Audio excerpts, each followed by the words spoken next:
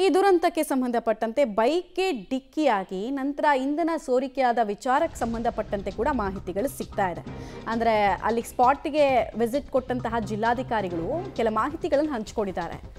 ಬೈಕ್ಗೆ ಡಿಕ್ಕಿ ಆಗುತ್ತಲ್ಲ ಈ ಬಸ್ಸು, ಅದಾದ ನಂತರ ಇಂಧನ ಸೋರಿಕೆ ಆಗುತ್ತೆ, ನಂತರ ಬೆಂಕಿ ಈ ಮಟ್ಟಕ್ಕೆ ಹಬ್ಕೊಂಡಿದೆ ಅನ್ನೋದನ್ನು ಹೇಳಿದರು ಅವರು.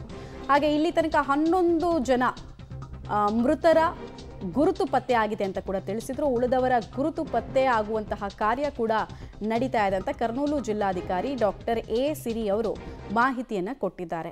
ಸಾರಿಗೆ ಸಚಿವ ರಾಮಲಿಂಗಾರೆಡ್ಡಿ ಅವರು ಕೂಡ ಇದೇ ವಿಚಾರಕ್ಕೆ ಸಂಬಂಧಪಟ್ಟಂತೆ ಪ್ರತಿಕ್ರಿಯೆ ಕೊಟ್ಟಿದ್ದಾರೆ. ಅವರೇನು ಹೇಳಿದ್ದಾರೆ ಕೇಳಿಸ್ಕೊಳ್ತಾ ಹೋಗೋಣ. ಕರ್ನೂಲ್ನ ಬಳಿ ಬಸ್ ಅಪಘಾತಕ್ಕೆ ಇಲ್ಲಿ ತನಕ 20ಕ್ಕೂ ಹೆಚ್ಚು ಮಂದಿ ಸಾವನ್ನಪ್ಪಿದ್ದಾರೆ. ಬಸ್ನಲ್ಲಿ ಕರ್ನಾಟಕದವರು ಯಾರೂ ಇರಲಿಲ್ಲ ಅನ್ನೋ ಮಾಹಿತಿ ಸಿಗ್ತಾ ಇದೆ. ಎಲ್ಲರೂ ಕೂಡ ಕರ್ನೂಲ್ ಮೂಲದವರು ಆಗಿದ್ರು ಅನ್ನೋದನ್ನು ಕೂಡ ಅವರು ತಿಳಿಸಿದ್ದಾರೆ. ಕರ್ನಾಟಕದ ಪ್ರಯಾಣಿಕರ ಬಗ್ಗೆ ಇನ್ನೂ ಕೂಡ ನಾವು ಮಾಹಿತಿ ಕಲೆ ಹಾಕ್ತಾ ಇದ್ದೀವಿ. ಅಧಿಕೃತವಾಗಿ ಘೋಷಣೆ ಮಾಡೋದಕ್ಕೆ ಸದ್ಯಕ್ಕೆ ಆಗ್ತಾ ಇಲ್ಲ. ಬಾಗೇಪಲ್ಲಿಯಿಂದ ನಮ್ಮ ಅಧಿಕಾರಿಗಳನ್ನು ಕರ್ನೂಲ್ಗೆ ಕಳಿಸ್ಕೊಟ್ಟಿದ್ದೀನಿ ಅಂತ ಕೂಡ ಹೇಳಿದ್ರು. ಯಾರಾದರೂ ಪ್ರಯಾಣಿಕರು ಇನ್ ಕೇಸ್ ಇದ್ದರೆ ಅವರ ಪೂರ್ವಾಪರದ ಬಗ್ಗೆ ಕೂಡ ನಾವು ಮಾಹಿತಿ ಕಲೆ ಹಾಕ್ತೀವಿ, ನಮ್ಮ ಟೀಮ್ ಕೂಡ ಅಲ್ಲಿ ತಲುಪಿದೆ ಅನ್ನೋದನ್ನು ತಿಳಿಸಿದರು. ನಮ್ಮಲ್ಲಿ ಯಾರ್ಯಾರಿದ್ದಾರೆ ಸರ್ ನಮ್ಮ ಕರ್ನಾಟಕದವರು? ಇಲ್ಲ, ದುರಂತ ಆಗಿರ್ತಕ್ಕಂಥದ್ದು ಕರ್ನೂಲಲ್ಲಿ. ಆಮೇಲೆ ನನಗೆ ಬೆಳಿಗ್ಗೆ 7 ಗಂಟೆಗೆ ಮಾಹಿತಿ ಗೊತ್ತಾಯಿತು. ನಮ್ಮ ಕಮಿಷನರ್ಗೆ ಎಲ್ಲ ಡೀಟೇಲ್ಸ್ ಎಲ್ಲ ತೊಗೊಳಕ್ಕೆ ಹೇಳಿದ್ದೀನಿ. ಡೀಟೇಲ್ಸ್ ಬಂದಿದೆ. ಅದರಲ್ಲಿ ಸ್ವಲ್ಪ ಅಡ್ರೆಸ್ಗಳು ಎಲ್ಲ ಸರಿ ಇರಲಿಲ್ಲ. ಕರೆಕ್ಟಾಗಿ ಮಾಹಿತಿ ತೊಗೊಂಡು ಆಮೇಲೆ ಸೋಷಿಯಲ್ ಮೀಡಿಯಾದಿಗೆ ಅಥವಾ ನಿಮ್ಮ ಮಾಧ್ಯಮದವ್ರು ಕೊಡ್ತೀನಿ.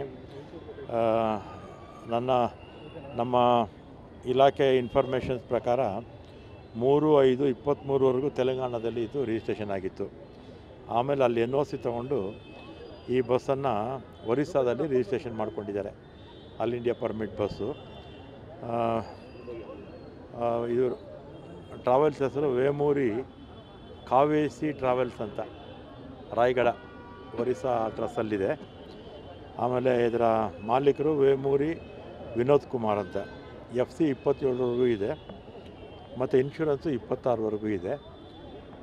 ಮತ್ತು ನಮ್ಮ ದೇವನಹಳ್ಳಿ RTO ಮತ್ತು ARTO ಬಾಗೇಪಲ್ಲಿ ಅವರಿಬ್ಬರು ಕೂಡ ಅಲ್ಲಿ ಹೋಗಿದ್ದಾರೆ. ಹೋಗಿ ಮಾಹಿತಿ ಸಿಗುತ್ತೆ. ಈಗಾಗಲೇ ಮಾಹಿತಿ ತರಿಸ್ಕೊಂಡಿದ್ದಾರೆ. ಸ್ವಲ್ಪ ಅದರಲ್ಲಿ ಬರೀ ಹೆಸರುಗಳು ಮಾತ್ರ ಇತ್ತು. ಅಡ್ರೆಸ್ಗಳಲ್ಲಿ ಕರೆಕ್ಟಾಗಿ ತಿಳ್ಕೊಂಡು ನಮ್ಮ ಕರ್ನಾಟಕದವ್ರು ಎಷ್ಟು ಜನ ಇದ್ದಾರೆ ಅಂತ